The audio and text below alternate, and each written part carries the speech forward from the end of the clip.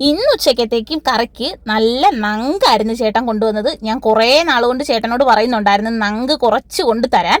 അപ്പം ദേ ഞാൻ നല്ല തേങ്ങ ചതച്ച് പറ്റിക്കാമെന്ന് വിചാരിച്ച് തേങ്ങയും കൊച്ചുള്ളിയും ഇഞ്ചിയും കുറച്ച് നല്ല എരിവുള്ള കാന്താരി മുളകൊക്കെ ചേർത്ത് നന്നായിട്ട് ചതച്ച് കൈ കൊണ്ട് തന്നെ ഞെരടി അത് തേങ്ങ പറ്റിക്കാൻ വെച്ച് അതിൻ്റെ ഇടയ്ക്ക് ഞാൻ കുറേ നാളിന് മുന്നേ ഉപ്പിലിട്ട് വെച്ച കാന്താരി മുളകൊക്കെ ഒന്ന് എടുത്ത് നോക്കിയായിരുന്നു. പിന്നെ പച്ചക്കറിക്കായിട്ട് എന്തെങ്കിലും വേണമല്ലോ, അതിനായിട്ട് എനിക്ക് ഏറ്റവും ഇഷ്ടപ്പെട്ട കൂർക്ക ഉണ്ടായിരുന്നു. കൂർക്ക എടുത്ത് അരിഞ്ഞ് മെഴുക്കുവരട്ടി വെക്കാൻ വേണ്ടി വെച്ച്.